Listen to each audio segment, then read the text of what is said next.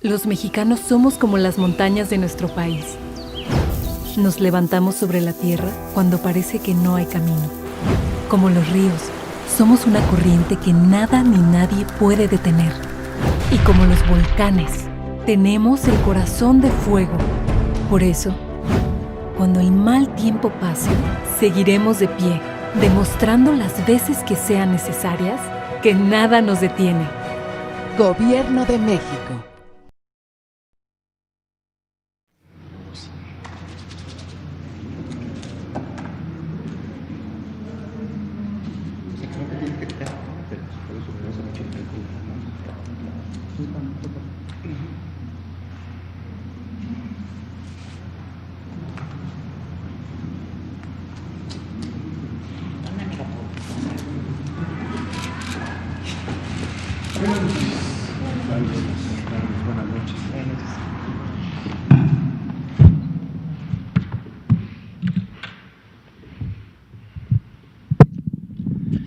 Muy buenas noches, son las 19 horas en punto de este jueves 2 de julio de 2020. Estamos en el Palacio Nacional de México, en la Ciudad de México, y vamos a iniciar la conferencia de prensa diaria sobre COVID-19. COVID-19 es la pandemia causada por el coronavirus SARS-CoV-2.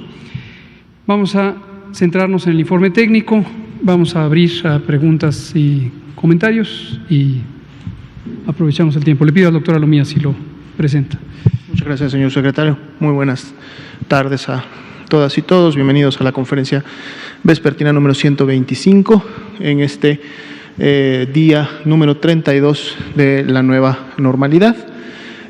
Vamos precisamente a revisar en la siguiente diapositiva el semáforo de riesgo COVID que está vigente todavía durante esta semana y continuará vigente hasta el día domingo.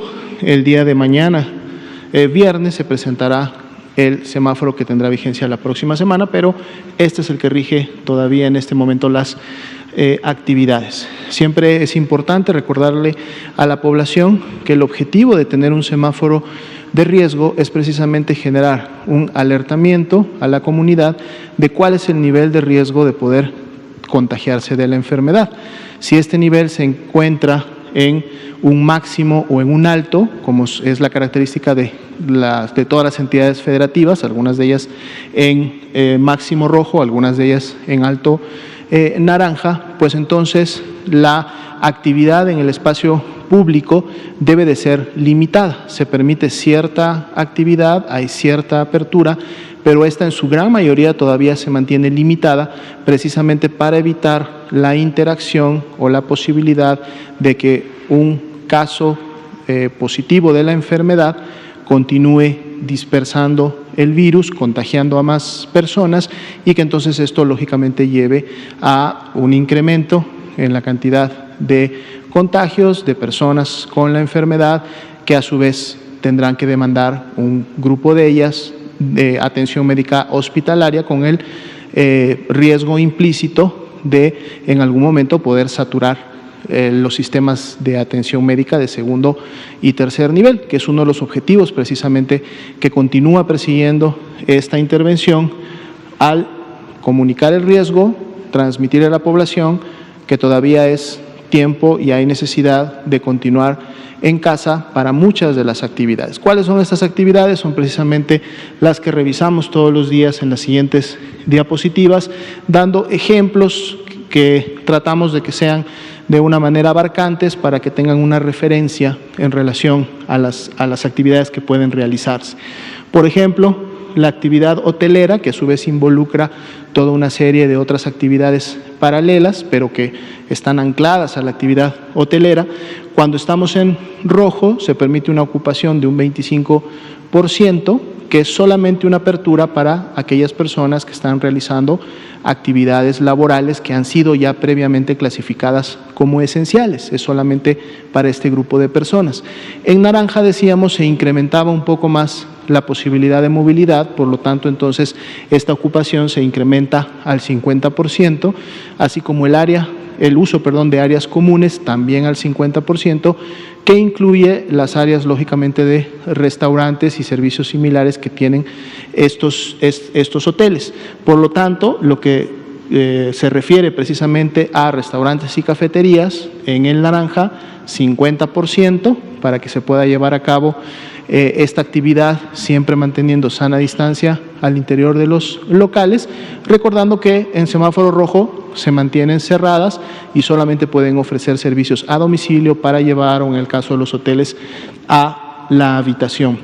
Peluquerías, barberías, estéticas, en rojo igual, servicios a domicilio. En naranja ya pueden realizar una apertura al 50%, pero la recomendación es que se realice con citas para evitar las conglomeraciones a la entrada o que en un momento determinado haya muchas personas al interior y no se pueda cumplir con este aforo de 50%.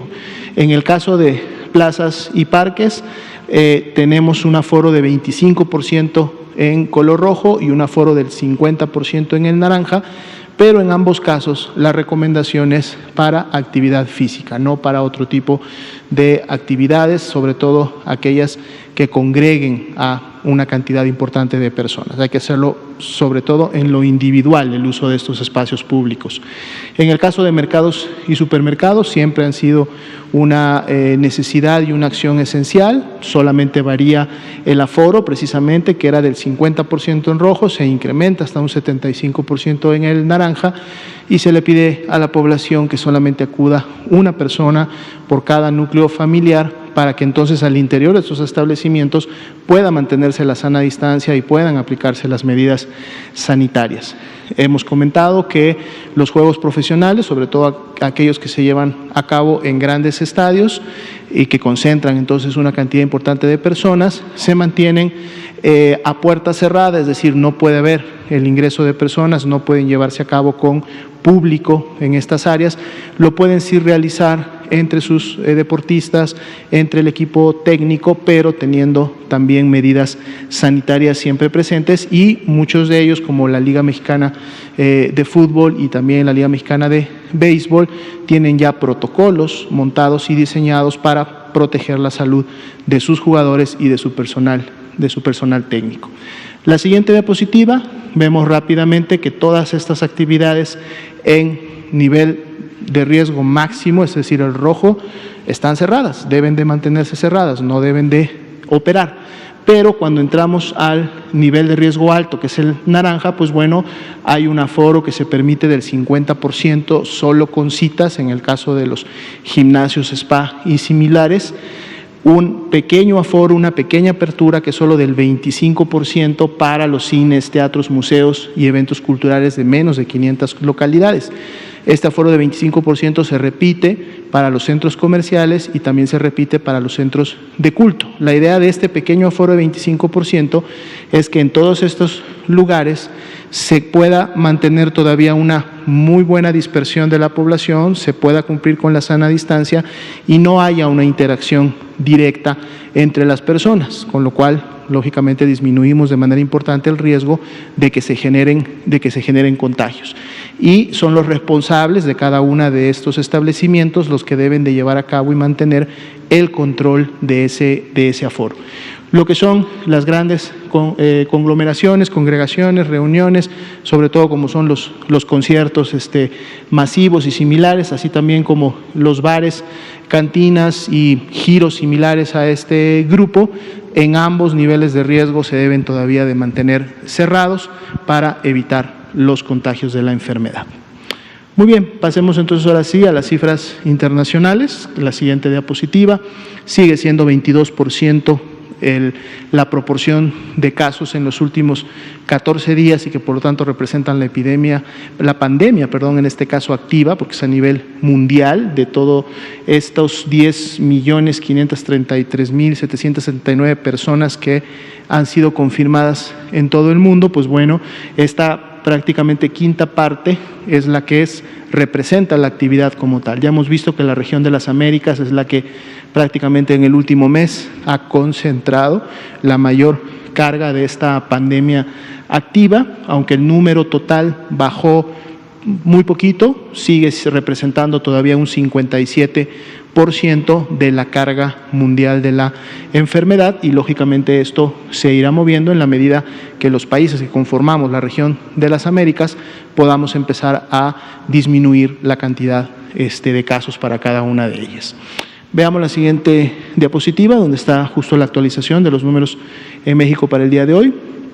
Son un poco más de 610,000 personas las que han ingresado a protocolo de estudio, siendo clasificadas como casos sospechosos de COVID-19. 295,561 de ellas ya fueron descartadas, tuvieron un resultado negativo al virus SARS-CoV-2 y 238,511 dieron positivo al virus SARS-CoV-2, por lo tanto son nuestros casos confirmados de COVID-19 y además acumulados hasta el momento desde que inició ese primer caso la noche del 27 de febrero. Asimismo, dentro de este grupo, cuando se actualizan los resultados positivos, entonces también se actualiza el número de personas que hasta el momento han perdido la vida a consecuencia de la enfermedad. Para el día de hoy han sido 29,189 personas que han fallecido y que además tenemos un resultado positivo a COVID-19. Veamos la siguiente diapositiva, va a ser la distribución de la carga acumulada hasta el momento. Podemos verla por entidad federativa y tenemos los números para cada una de ellas y podemos ver cómo también cada una de ellas va incrementando en función de la carga diaria de casos que se van confirmando. Veamos la siguiente diapositiva, es la distribución también por entidad federativa de los casos que consideramos son los casos activos en México. Tanto los que ya están confirmados, estos 25,565, como todavía el grupo que está aún por confirmarse, es aún sospechoso, estos 48,774, y precisamente en las barras de color naranja podemos ver cómo se distribuyen y dónde se concentran estos 48,774 casos, que todavía muy probablemente la mitad de ellos va a resultar positivo y va a ser confirmado a la enfermedad. Veamos la siguiente diapositiva, es la distribución de las personas que han fallecido por fecha en la que ocurrió la defunción. Y podemos también notar en la parte superior de las barras azules, en estas barras más pequeñas de color naranja claro, donde estaríamos todavía esperando un incremento para cada uno de esos días, en función de que son los casos que en los siguientes días estarán siendo confirmados, algunos de ellos también descartados a la enfermedad. La siguiente diapositiva también son las defunciones, pero distribuidas por entidad federativa para poder identificar dónde se concentra la mayor carga de estas, recordando que además la base poblacional, es decir, mientras más personas se enferman y por lo tanto tienen la posibilidad de complicarse, pues entonces también tienen el riesgo de fallecer y entonces son estados que de alguna manera también tienen relación con la carga de enfermedad acumulada. Veamos la siguiente diapositiva, es la distribución por fecha de inicio de síntomas de los casos confirmados, todos los que están en el color rojo oscuro, y los casos que aún son sospechosos en el color naranja claro, y eso nos permite entonces ver una línea de tendencia, una silueta de cómo se está comportando día con día la epidemia en México. Y eso en su momento también nos permitirá saber cuándo estamos llegando a un punto máximo de presentación de casos, tanto confirmados como sospechosos, y en qué momento podríamos ya empezar a ver también una estabilidad y en su momento una disminución de los mismos. Veamos la siguiente diapositiva. Nos quedamos solo con los casos aún sospechosos y los distribuimos por entidad federativa y además los identificamos por institución a la cual pertenecen. Y entonces podemos ahí identificar en cada una de ellas qué institución contribuye más a la carga de aún sospechosos y de cuál, por lo tanto, estamos esperando que en los siguientes días podamos obtener ya un resultado de las mismas. Veamos la siguiente diapositiva, es la carga acumulada. El incremento porcentual en las últimas 24 horas fue de 2,9%, que representan 6,741 casos. Se ha mantenido más o menos en esa media en las últimas semanas. Vamos a ver cómo continúa la tendencia ya prácticamente en el cierre de esta semana. Veamos la siguiente diapositiva, que es precisamente la cantidad de personas que felizmente se han recuperado de la enfermedad. 104 42.593, aunque continúan representando el 60%, realmente es un incremento de un poco más de 4.200 personas que en las últimas 24 horas también pasan a formar parte de este grupo de personas recuperadas y que también vemos como una tendencia ascendente, lógicamente similar a la de la presentación de los casos, es el comportamiento de las mismas, recordando siempre que están graficadas por fecha de recuperación. Veamos el siguiente grupo de diapositivas que precisamente nos actualizan la información sobre la ocupación y disponibilidad hospitalaria. La notificación nuevamente vuelve a ser del 98%, es una buena notificación, nos da una señal lo suficientemente fuerte para poder saber que tenemos ocupadas 12.668 camas de IRA general, son las que se utilizan para los pacientes graves, pero que aún no requieren de un ventilador mecánico. Las camas que sí lo tienen y que en su momento pueden ofrecer este servicio son precisamente las que vemos en la parte inferior, estando al corte de ayer 3.642 ocupadas, lo que genera una ocupación del 38%. Lo bueno es que hay más camas disponibles tanto de un grupo como del otro. Y esto lógicamente varía ya cuando lo vemos por entidad federativa, que es la siguiente diapositiva. En el caso de las camas de IRA general, ahí podemos ver cómo se distribuye ya a nivel nacional y podemos ir desde una entidad como Tabasco, que tiene un 70% de ocupación, conservando todavía un 30% de disponibilidad para este tipo de pacientes, hasta un Baja California Sur, que solamente tiene una ocupación de un 15% y una gran disponibilidad de un 85% para este tipo de pacientes. Si vemos la siguiente diapositiva, nos enfocamos en las camas con ventilador para los pacientes más graves y podemos ver un estado como Baja California, que ahora tiene más de un 40%, de hecho tanto Baja California como Sonora están reportando más de un 40% de disponibilidad, eso está por encima del 30% de seguridad, pero también tenemos estados como Zacatecas, como Hidalgo, que solamente tiene una ocupación de 18-17% y una gran disponibilidad de este tipo de camas. La siguiente diapositiva vemos las unidades que fueron designadas como COVID e incremento de una unidad más del día de anteayer al día de ayer, porque los cortes son a la medianoche del día anterior, 904, entonces son las unidades COVID que están prestando sus servicios a nivel nacional y con este incremento, pues bueno, todavía seguimos con esta tendencia ascendente, dado que estas designaciones de unidades nuevas, así como la reconversión y expansión de camas, precisamente se llevan a cabo día con día en función de la necesidad que se esté teniendo en cada localidad, municipio, entidad federativa, de contar siempre con disponibilidad de este tipo de camas. Ese sería el informe para hoy. Gracias, doctora Lomía.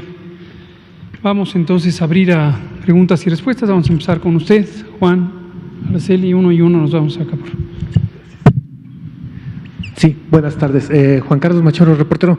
Doctor, con estas cifras, pues se ratifica que México ya es sexto mundial en fallecidos y ya alcanzó el 10º lugar en contagios y lamentablemente seguimos creciendo en una lista que creo que quisiéramos ser los últimos.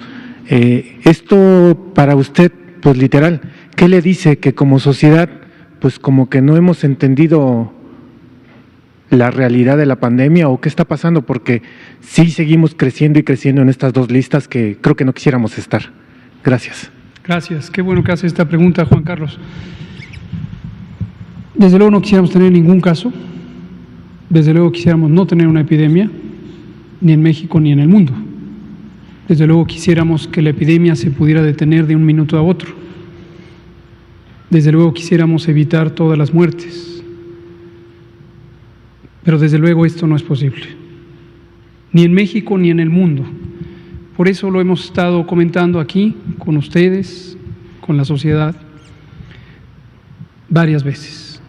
Son conceptos que aparentemente son muy directos, pero la expectativa social, la expectativa de todos y cada uno de nosotros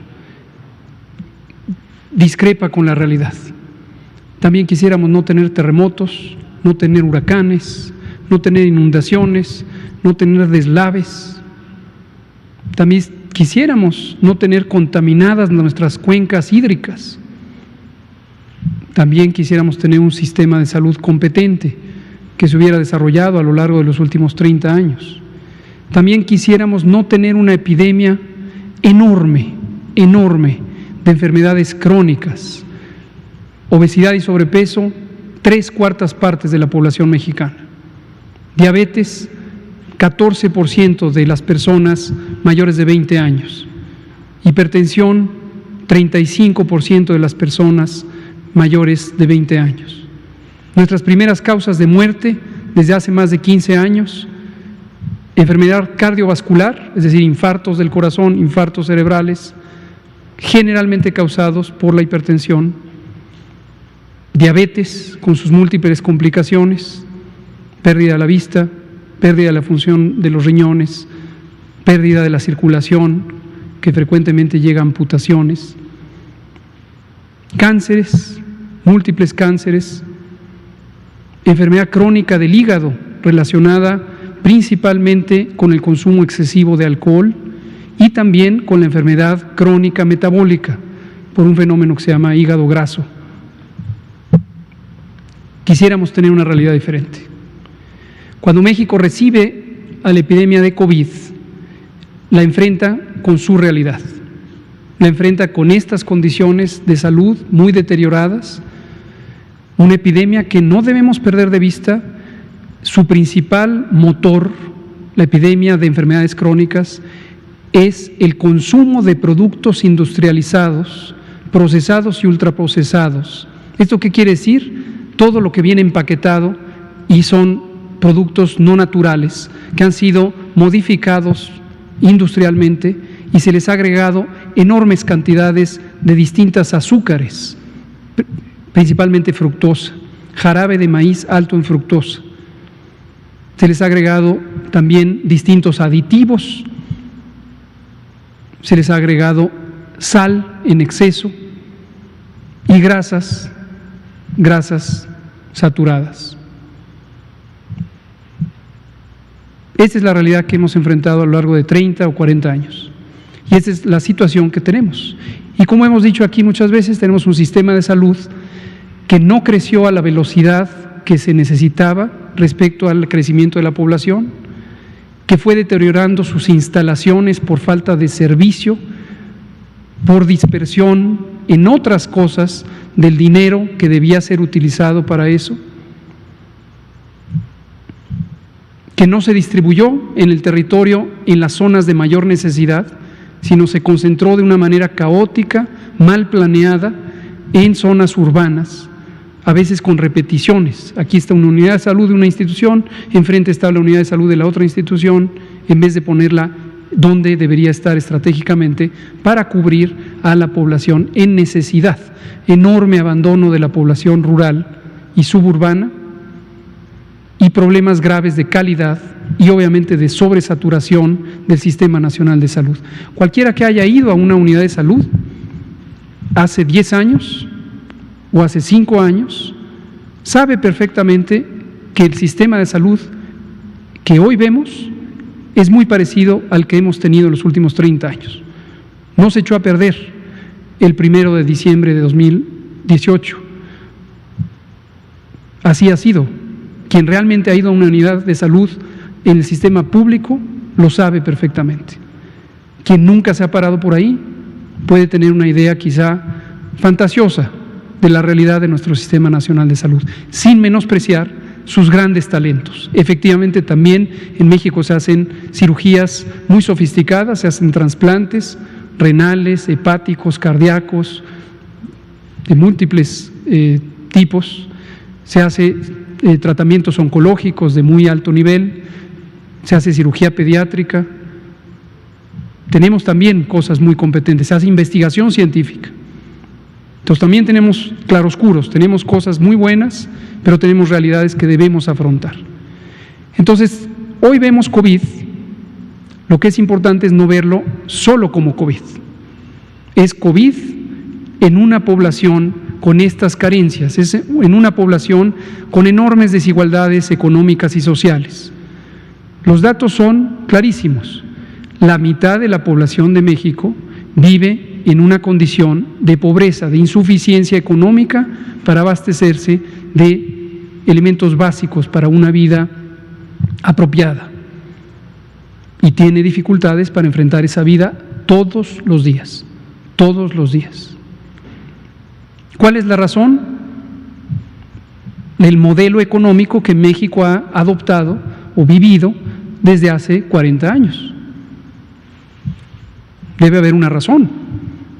Hubo decisiones de que así se desarrollara México, de que el dinero se concentrara en pocas manos. Hemos dicho, estos son estadísticas mundiales, del Banco Mundial, por ejemplo. México está entre los primeros países, hablando de listas mundiales, en desigualdad. Hay indicadores económicos, no entraré en detalles, dado que no soy economista y no los domino suficientemente bien, pero podemos traer un día a un economista y que nos explique la desigualdad socioeconómica en México y que tome las estadísticas mundiales. Y vamos a ver ahí con toda claridad que México es un país profundamente desigual, para decirlo de manera clara y simple y rotunda. La mayoría del dinero en México está concentrada en pocas familias y por consiguiente la mayoría de las familias tiene pocos recursos. Y ese es a lo que nos enfrentamos cuando llegó COVID. Entonces, ¿qué se puede hacer? Se puede tratar de disminuir la velocidad de crecimiento de la epidemia a través de medidas que han sido planteadas desde hace muchos años. Concretamente, desde 2005, la Organización Mundial de la Salud desarrolló su Plan Global de Preparación y Respuesta ante una pandemia de influenza, que ha sido un modelo.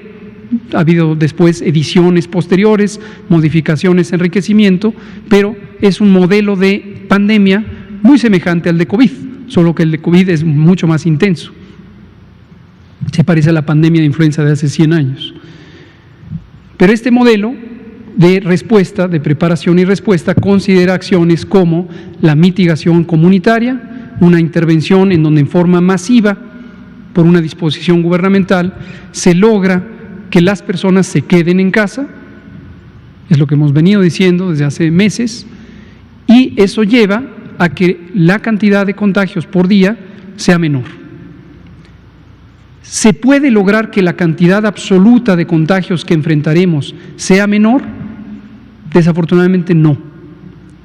Es muy poco lo que realmente se puede lograr de suspender una epidemia como esta, a menos que se pague un costo elevadísimo, no en términos de gasto público, sino de gasto social, a menos que se cierre totalmente el país, se paralice y entonces se logre que los últimos contagios empiecen a ocurrir en forma natural, se detecten, se aíslen y se paralice. ¿Cuánto tiempo se necesitaría para paralizar a la sociedad? Semanas. Semanas. ¿Y qué pasaría si una sociedad con estas características, con este nivel de desigualdad, con esta limitada capacidad de ahorro en 50% de ella, se le fuerza a que se quede en casa? Perece, se le hace un daño muy grande, porque pierden su capacidad de sustentación. Y con ella perece la sociedad, porque la fuerza de trabajo de esta sociedad está mayormente en ese 50%, que son las y los trabajadores manuales, agrícolas, industriales, de los servicios, etcétera, etcétera, etcétera. Entonces, hay que ver siempre en realidad el conjunto. Esta es la sociedad desigual que tenemos. Entonces decía, ¿qué se puede hacer? Se puede mitigar. Por eso decidimos mitigar. ¿Cuándo hay que hacerlo? Hay que hacerlo en el momento más oportuno. Si se hace tempranamente, antes de que lleguen los contagios, esto fue la conversación que teníamos en febrero, quizá lo recuerdan, mientras que en los países europeos había una gran intensidad epidémica, aquí todavía no teníamos casos. ¿Eso quiere decir que podíamos evitar que lleguen? No, tampoco. Aquí dijimos, garantizamos que va a llegar el virus, y llegó. Entonces, si cierra uno las actividades demasiado temprano, las hace uno en el vacío, porque no hay nada que interferir con los contagios, porque no hay contagios. Por ahí había voces de la sociedad, es interesante que han sido las mismas que siguen llevando un mensaje un poco paralelo a la sociedad. Están un poco como aislados, no sé qué sociedad ven. Quizá no ven esta con grandes desigualdades y un sistema de salud deteriorado y gran injusticia social. Es posible que no la vean. Quizá lo ven a través de la televisión y han estado viendo Europa, por ejemplo. Y entonces en su momento decían, cierren ya, cuando no teníamos contagios aquí. Entonces hay que cerrar cuando ya hay algo que detener, que son los contagios. Y lo hicimos, quizá lo recuerdan, pero a veces a todos nos puede fallar la memoria, cuando teníamos 12 casos. ¿Cuántos? 12. ¿Cuántos? 12. Con 12 casos, el viernes 13 de marzo, identificamos que se habían triplicado los casos acostumbrados en los días anteriores. Por ahí alguien, me acuerdo, a lo mejor fue usted, alguien por acá me dijo, ¿y si se duplicaron? Y contesté rotundo, dije, no se duplicaron, se triplicaron. Y no es una especulación, tenemos la evidencia. Y en ese momento, con tan solo 12 casos, ya habíamos identificado con anterioridad que era muy importante cerrar las actividades, hacer una medida masiva que llamamos Jornada Nacional de Sana Distancia, antes de que empezara a subir rápidamente la curva epidémica. No perder de vista, y esto está documentado, que los países europeos más afectados por la epidemia, o nuestros vecinos cercanos, no lo hicieron en ese punto que le llamamos punto de inflexión. Lo hicieron más tarde, no mucho más tarde, pero sí en promedio 2 a 3 semanas más tarde. Solo ese retardo puede ser suficiente para no lograr un éxito adecuado. Nosotros lo hicimos cuando era apropiado. ¿Qué logramos? Lo hemos dicho también, lo hemos mostrado con formas gráficas. Logramos reducir la curva epidémica, aplanarla. ¿Qué quiere decir aplanarla? Que en lugar de ser alta, es como si fuera una montaña, como una loma, baja, pero larga. ¿Por qué razón? Porque la consecuencia de tener contagios más lentos es que se difiere el riesgo, como se llama técnicamente. ¿Esto qué quiere decir? Que en lugar de que se junten todos el mismo día, se van distribuyendo día con día.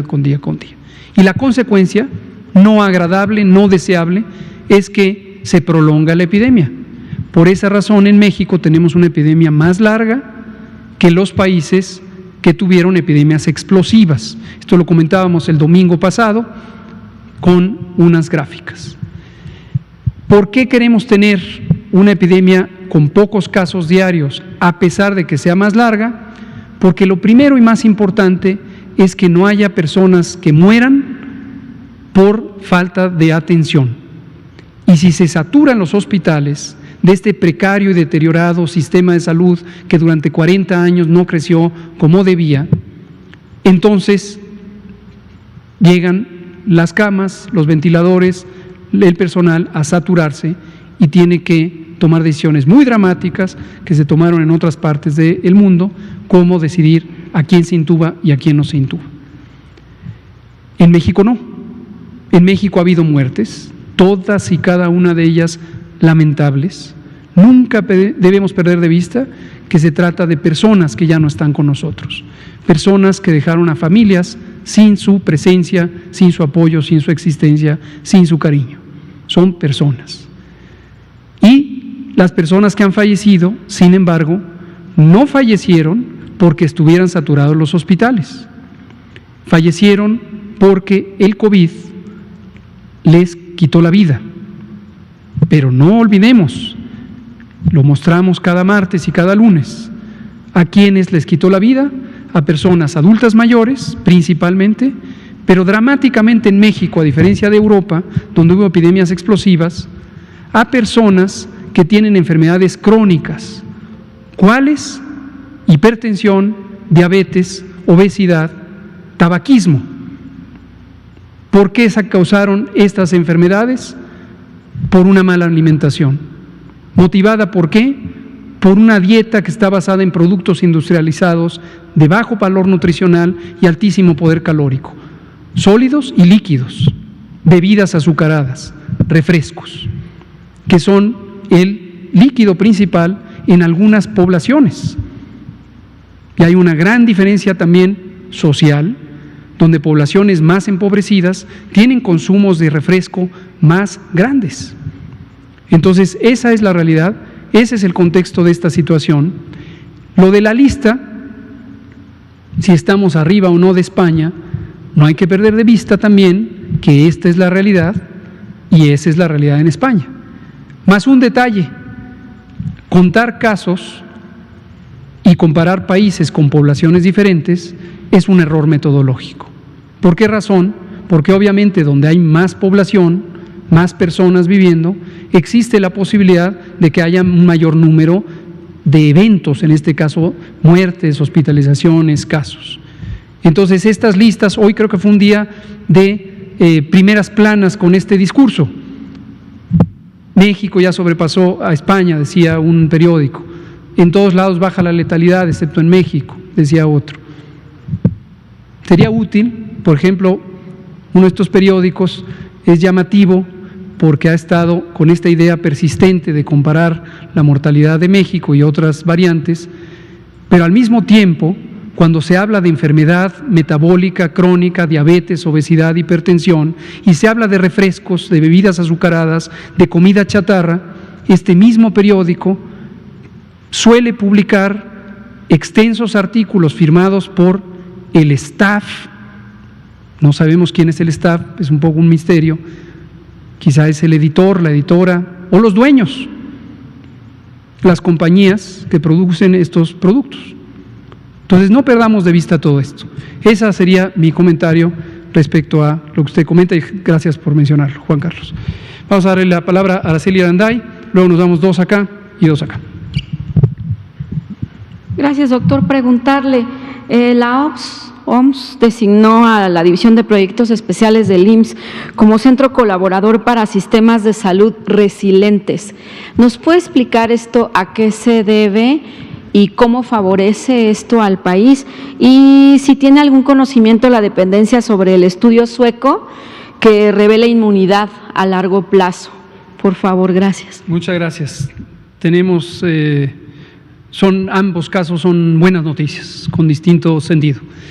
La División de Proyectos Especiales la encabeza nuestro muy apreciado y respetado doctor Felipe Cruz Vega, quien vino con nosotros el día que tembló. Quizá lo recuerdan, un hombre muy afable, muy competente y muy inteligente, que presentó un programa que él ha sido uno de sus mayores protagonistas institucionales en México, que se llama Hospital Seguro. Y este programa Hospital Seguro es una intervención de preparación de las instalaciones y los sistemas de coordinación de los sistemas de salud o de los servicios de salud, que fue diseñado con el propósito de que resistieran o fueran resilientes. Resiliente quiere decir eso, capacidad de adaptarse ante la adversidad, en este caso mayormente terremotos, huracanes, inundaciones, sequías, desastres generalmente naturales o causados por la humanidad. El programa se estableció en México, ya nos lo decía él, desde hace más de 12 años, consistentemente ha funcionado. El doctor Cruz Vega desarrolló también un sistema de información, que es este centro virtual para operaciones de emergencias, CEBOED, y desastres, exacto, emergencias y desastres. Y este CEBOED es la plataforma informática que nos permitió en un tiempo muy rápido crear la plataforma de información con el que registramos la ocupación hospitalaria de COVID. Estas últimas 3 diapositivas se basaron en el diseño que el doctor Cruz Vega hizo en el Seguro Social.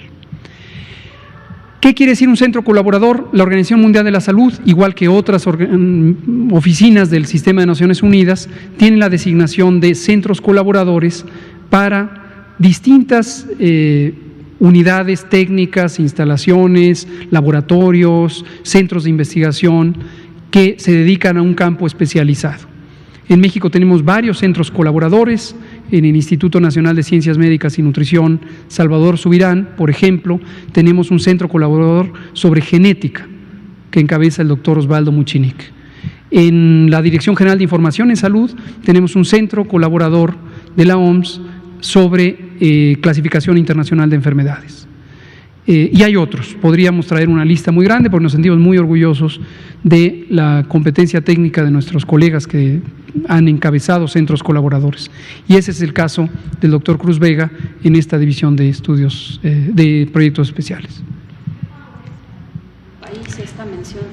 Claro, la mención en sí misma pues simplemente es un reconocimiento de mérito, pero lo que puede favorecer de manera más amplia no es tanto al país, sino a la comunidad global. O sea, el enfoque aquí es al revés, no es que el país registre centros colaboradores, hay todo un trámite, todo un proceso que empieza por la demostración de competencias técnicas específicas y puede llevar 2 años en lograrse este registro o a veces más, pero no es tanto para favorecer al país, sino para que el país favorezca al resto del mundo.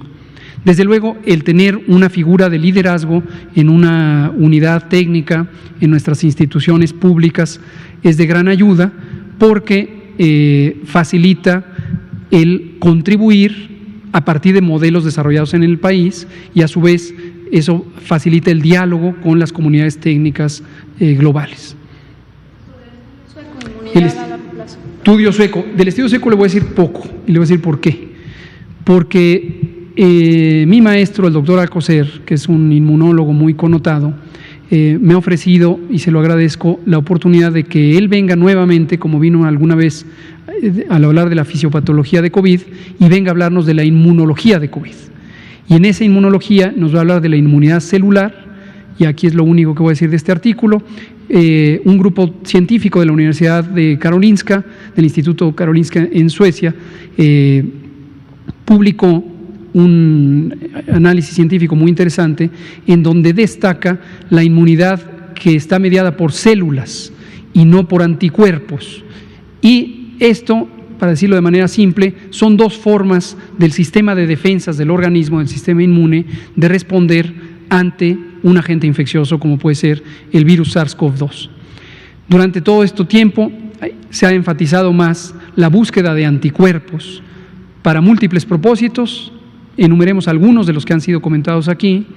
Pruebas, el poder tener una prueba que demuestre la historia de haber desarrollado la infección y potencialmente nos sirva a decir esta persona o estas personas o este porcentaje de la población ya tuvo la infección y quizá tengan resistencia a una nueva infección.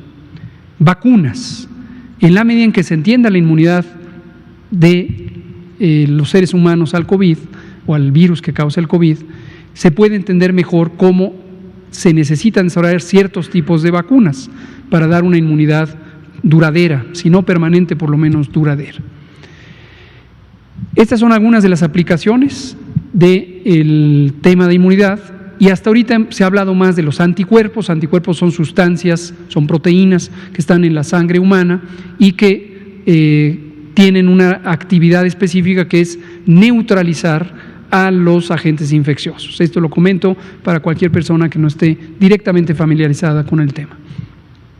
Y hay un grupo de células diversas que ya nos detallará el doctor Alcocer, que producen esos anticuerpos, es un tipo de células, y hay otro tipo de células que directamente pueden tener una actividad de destrucción de las células que están invadidas por el virus.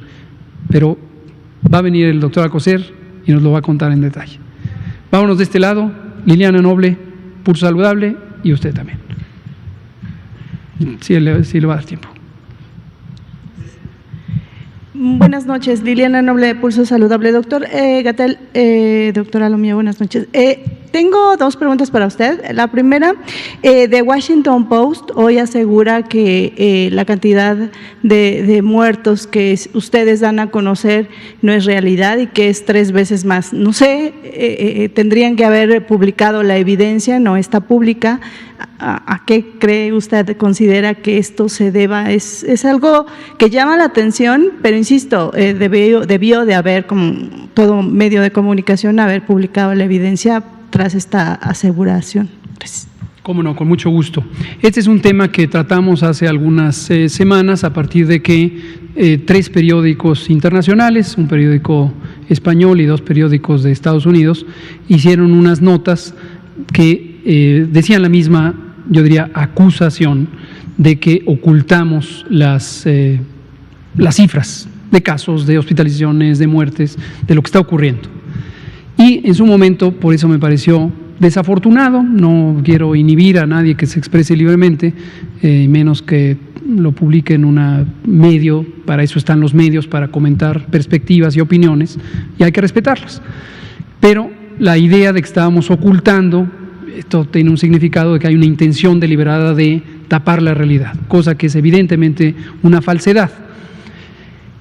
No es el caso de este periódico, The Washington Post, con esta nota de la periodista Maribeth Sheridan. Tuve una entrevista con ella hace unos pocos días. Disfruto mucho las entrevistas de Maribeth Sheridan, me parecen muy estructuradas, muy profesionales, y siempre estoy tranquilo de que me va a cuestionar, va a ir con otros a ver otras versiones y al final va a presentar objetivamente lo que ocurrió en la entrevista conmigo y lo que ocurrió con cualquier otra persona. Y es el caso. Esta nota no dice que ocultemos. Esta nota lo que dice es que reconozco que la cantidad de personas fallecidas por COVID podría ser mayor, concretamente aquí se habla de 3 veces más, de las que presentamos aquí cada noche. Eso yo mismo lo he dicho en innumerables ocasiones. Podríamos hacer un videíto como el de Epidemia Larga, uno que se llame 3 veces más. Lo hemos dicho, lo dije aquí, con el privilegio de tener a la jefa de gobierno de la Ciudad de México, quien dijo lo mismo, trabajamos juntos en la misma perspectiva. Y les comparto, lo acabo de decir el martes, usted está en las mañaneras, usted estaba. El martes pasado, en el Pulso de la Salud, lo volví a decir. ¿Cuál es la situación? La vigilancia epidemiológica identifica, es el proceso de identificar la ocurrencia de enfermedades en la población, con mayor razón cuando hay una epidemia aguda, y hay múltiples maneras de verla, a partir de personas que enferman, a partir de personas que se hospitalizan, a partir de personas que se les confirma la enfermedad, por ejemplo, por laboratorio, a partir de las características de las personas, por ejemplo, la mortalidad es mayor en personas con enfermedad crónica metabólica, lo que nos recuerda que tenemos una enorme epidemia de enfermedad crónica metabólica ligada a una mala nutrición por las razones ya conocidas, pero frecuentemente olvidadas. Y la mortalidad es un indicador importante porque nos permite ver si hay una modificación de los patrones de ocurrencia. Ahora, para todo esto, quizá recordarán que hemos usado un término técnico que es inconmensurable. Inconmensurable lo que quiere decir es no se puede medir. Porque no se quiera, no es por esa razón. Es porque no es útil intentar medir o identificar a todos y cada uno de los casos. Llegará el momento, y espero que lo tengamos todos presente, que a través de otros métodos, por ejemplo, encuestas serológicas, sabremos el tamaño real de esta epidemia en México y en el mundo. Hace unos pocos días los Centros de Control de Enfermedades de Estados Unidos daban una cifra. Decían, en Estados Unidos la epidemia podría ser 10 veces más, 10 veces mayor. Es una de las estimaciones. Puede ser que en algún momento nos demos cuenta que en todos los países la epidemia afectó al 30% o al 40% o al 50% de sus poblaciones, en distinta magnitud. La gran mayoría, afortunadamente, casos leves o incluso muy leves, al grado de ser completamente asintomáticos. Y el extremo de lo indeseable en una enfermedad como esta, por supuesto que es la muerte. Y la ocurrencia de muertes se sitúa en servicios de salud extremadamente sometidos a una gran presión y no es posible poder documentar todas y cada una de las muertes. Aquí hemos comentado escenas reales que vemos y sabemos que existen. Llegan personas demasiado tarde, mueren inmediatamente. Dramáticamente hay personas que incluso mueren en el medio de transporte. Hay personas que mueren en su casa. Y a todas estas personas no se les pudo tomar una muestra útil para diagnóstico por laboratorio. ¿Qué se puede hacer en esa situación? Primero, tener claro que eso ocurre y haber tenido claro, como lo tenemos desde enero, en que empezó la preparación en México, que eso iba a ocurrir. Personas a las que no se les puede diagnosticar antes de que mueran. Por esa razón, el 13 de abril, en cuanto salió por parte de la Organización Mundial de la Salud los lineamientos de la clasificación internacional de enfermedades para clasificar a COVID como enfermedad nueva y que se pudiera hacer la certificación de las muertes, inmediatamente publicamos un lineamiento técnico, 13 de abril, lo pueden ver en el sitio coronavirus.gov.mx, que son instrucciones para el personal de salud de cómo llenar correctamente el certificado de defunción. El propósito es que ahí vamos a identificar datos adicionales que no están todas las noches aquí, como lo hemos venido diciendo. ¿Por qué no están todas las noches aquí? Porque aquí hemos dicho, aquí estamos presentando los casos confirmados, también los casos fatales confirmados, las muertes. Y en una pequeña sombra amarilla que presenta el doctor Alomía todas las noches, los que están por confirmarse, porque sí tienen una muestra de laboratorio, pero hay muchos más que no están en esa situación. Entonces, iniciamos ya un proceso desde hace semanas para identificar a través de medios indirectos, concretamente las actas de defunción, que a su vez proceden de los certificados de defunción. No es lo mismo certificado que acta, pero la información procede del certificado. Todas aquellas personas que tienen alguna causa de muerte que sugiere pudiera ser COVID, probable COVID, COVID a secas, caso COVID, neumonía típica. Aquí hubo una época en donde las mismas personas, estas de las que estoy hablando, que han estado viviendo en esta realidad paralela, insistían en la neumonía atípica. Ya explicamos que neumonía típica es un diagnóstico clínico ya obsoleto que se usaba cuando había otros medios de diagnóstico radiológico, pero en fin, eso es más largo de explicar. El punto es, todos esos diagnósticos lo que nos permiten es hacer una evaluación. En algunos casos tendremos que revisar los expedientes clínicos y todos y cada uno de los que resulten compatibles con ser una muerte por COVID van a entrar a nuestra estadística. Eso no se hace de la noche a la mañana y también lo hemos dicho, y en cuanto tengamos resultados, aquí mismo los vamos a presentar. Los de la Ciudad de México, conjuntamente con la doctora Sheinbaum y su equipo, porque lo estamos haciendo junto con ella, en un equipo donde hay investigadores nacionales, en instituciones federales y personal de la Secretaría de Salud de la Ciudad de México, y tenemos un grupo para todos los estados de la República. La nota de Washington Post es sobre la Ciudad de México, pero este fenómeno está ocurriendo en todo el país. En el grupo nacional participa RENAPO, el Registro Nacional de Población.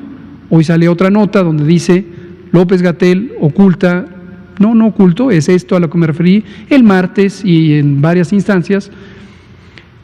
Y el RENAPO participa INEGI, el Instituto Nacional de Estadística y Geografía, institución autónoma. Es importante que haya figuras autónomas. La Organización Panamericana de la Salud y el Instituto Nacional de Salud Pública, además de la Secretaría de Salud. Entonces, esta es la realidad sobre lo que tenemos. Si es o no noticia, parece que todavía algunos periódicos lo toman como una noticia, pero no nos quedemos con la simpleza de que la noticia sea ocultan. No ocultamos, esto lo hemos dicho, y en cuanto tengamos esa información, la presentaremos y explicaremos con mayor detalle. Gracias. Y mi segunda pregunta, quisiera saber si por parte del Instituto Nacional de Salud Pública se van a hacer estudios de cero prevalencia, si ya Sí. se tienen para COVID, porque ellos los hacen año con año para otras enfermedades, pero específicamente para COVID.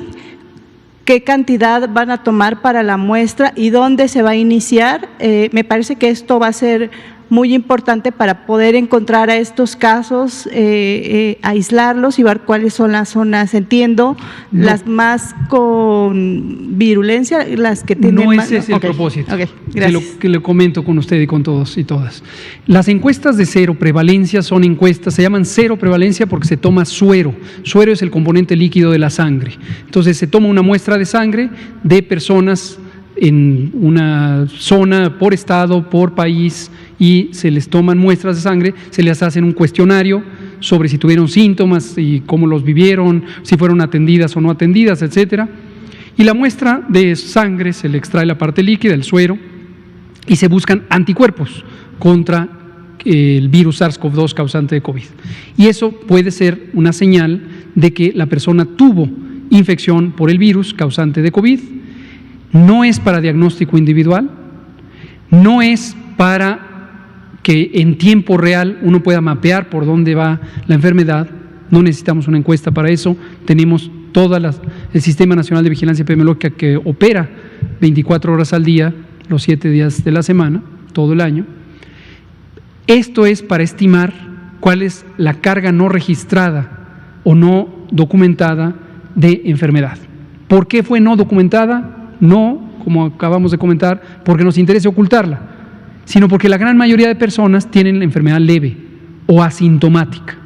Y ahí es donde vamos a ver que una proporción muy grande de personas pudieron haber estado expuestas al virus sin darse cuenta. Hay retos metodológicos. La encuesta la hace el Instituto Nacional de Salud Pública desde 1995, se llama Encuesta Nacional de Salud y Nutrición, antes se llamaba de otra manera. El director del Instituto Nacional de Salud Pública es un excelente investigador, el doctor Juan Rivera Domarco, y todo su equipo, que son altamente competentes, saben hacer estas encuestas y las han venido haciendo muy bien.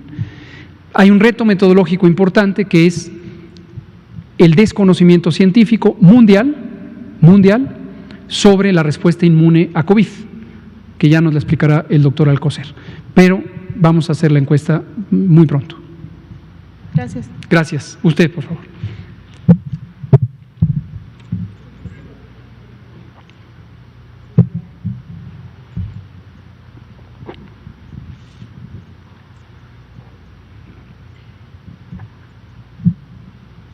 Gracias, subsecretario. Quizás uno de los elementos que le faltó mencionar al principio, que explican la realidad nacional, tiene que ver con el personal de salud. En los últimos días yo intenté meterme a las entrañas de los hospitales para platicar con quienes están al frente de esta situación y encontré varias cosas que me gustaría compartirle. Me voy rápido para que nos dé tiempo. Sabemos que el proyecto del gobierno federal era contratar a 70,000 profesionales de la salud en todo el sexenio, 14,000 al año. Se tuvo que acelerar esta situación por la pandemia.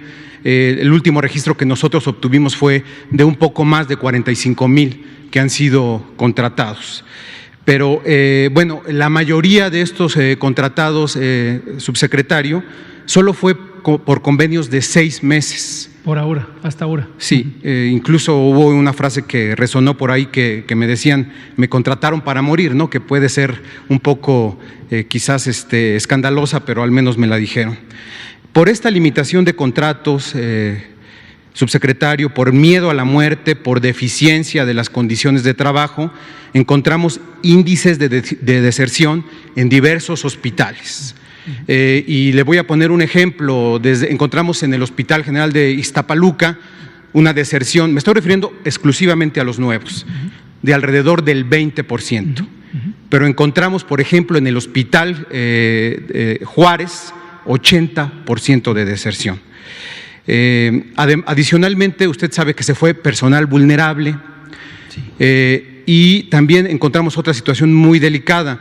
Personas, médicos, enfermeras, que se fueron también con dictámenes que hemos documentado algunos fueron falseados o inventados.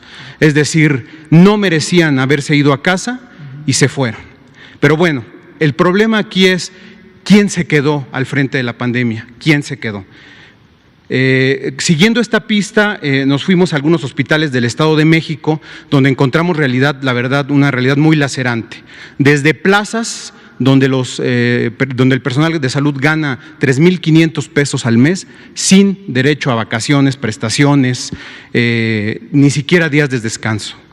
Y encontramos testimonios que nos hablan de que no hay plazas, no hay apoyos sin que sean consentidos por grupos políticos.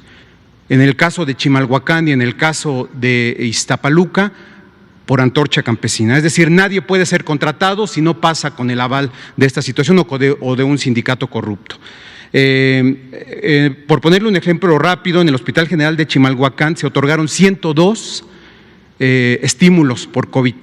De esa lista de 102 estímulos por COVID, el 60% eran para líderes sindicales, familiares, amigos, amantes, aviadores y demás incondicionales. Mis preguntas por esta realidad que le estoy comentando es: ¿cuál es el índice de deserción en nuevos ingresos que tiene detectada la Secretaría de Salud? Y si tienen completamente controlado cuál es el manejo que se está dando al presupuesto destinado a estas contrataciones, porque hay hospitales donde ya hay investigaciones internas que hablan del mal uso de los cheques que se le iban a dar a estos médicos.